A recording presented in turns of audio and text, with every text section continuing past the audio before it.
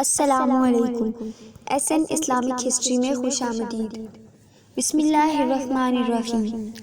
حضرت یوسف علیہ السلام کو جب ان کے بھائیوں نے کنویں میں ڈال دیا تو ایک شخص جس کا نام مالک بن زار تھا، جو مدین کا باشندہ تھا، ایک قافلے کے ہمراہ اس کنویں کے پاس پہنچا اور اپنا ڈول کنویں میں ڈالا تو حضرت یوسف علیہ السلام نے اس ڈول کو پکڑ لیا اور مالک بن زار نے آپ کو کنویں سے باہر نکال دیا۔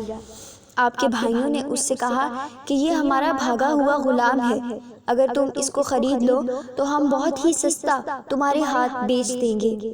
چنانچہ ان کے بھائیوں نے صرف 20 درہم میں حضرت یوسف علیہ السلام کو بیچ ڈالا، مگر شرط یہ لگا دی کہ تم اس کو یہاں سے اتنی دور لے جاؤ کہ اس کی خبر بھی ہمارے سننے میں نہ آئے۔ مالک بن زار نے ان کو خرید کر مصر کے بازار کا رخ کیا اور بازار میں ان کو فروخت کرنے کا اعلان کیا۔ ان دنوں مصر کا بادشاہ ریان بن ولید اور اس نے اپنے وزیر اعظم قطفیر مصری کو مصر کی حکومت اور خزانے سونپ دیے تھے، اور مصر میں لوگ اس کو عزیز مصر کے خطاب سے پکارتے تھے۔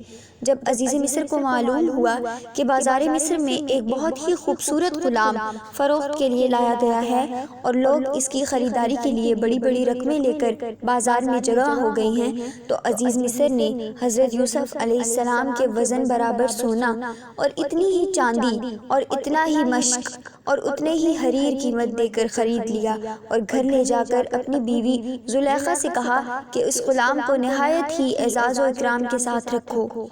اس وقت آپ کی عمر شریف 13 یا 17 برس کی تھی۔ زلیخا حضرت یوسف علیہ السلام کے حسن و جمال پر فریفتہ ہو گئی اور ایک دن خوب بناؤ سنگھار کر کے تمام دروازوں کو بند کر دیا اور حضرت یوسف علیہ السلام کو تنہائی میں لبھانے لگی۔ آپ نے معاذ اللہ کہہ کر فرمایا کہ میں اپنے مالک عزیز مصر کے احسان کو فراموش کر کے ہرگز اس کے ساتھ کوئی خیانت نہیں کر سکتا۔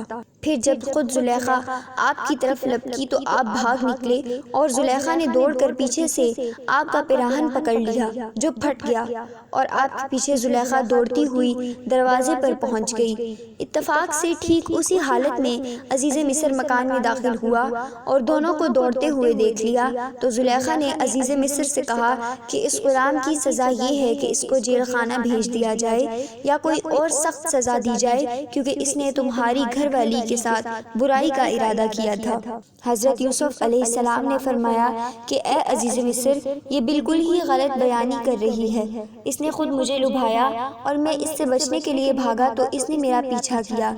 عزیز مصر دونوں کا بیان سن کر حیران رہ گیا اور بولا کہ اے یوسف علیہ السلام، میں کس طرح باور کر لوں کہ تم سچے ہو؟ تو آپ نے فرمایا کہ گھر میں 4 مہینے کا ایک بچہ پالنے میں لیٹا ہوا ہے جو زلیخا کے ماموں کا لڑکا ہے، اس سے دریافت کر لیجئے کہ واقعہ کیا ہے۔ عزیز مصر نے کہا کہ بھلا 4 ماہ کا بچہ کیا جانے اور وہ کیسے بولے گا؟ تو آپ نے فرمایا کہ اللہ تعالیٰ اس کو ضرور میری بے گناہی کی شہادت دینے کی قدرت عطا فرمائے گا، کیونکہ میں بے قصور ہوں۔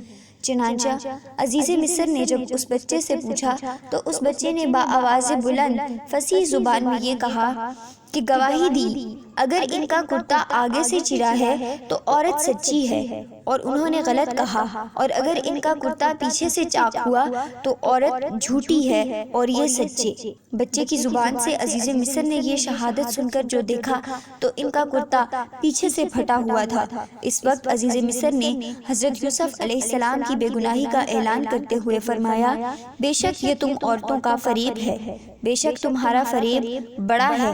اے یوسف، تم اس کا خیال نہ کرو، اور اے عورت، تو اپنے گناہ کی معافی مانگ لے، بے شک تو خطا کاروں میں سے ہے۔ اگر آپ کو ویڈیو پسند آئی ہو تو ہماری ویڈیو کو لائک کریں اور ہمارے چینل کو سبسکرائب کر دیں۔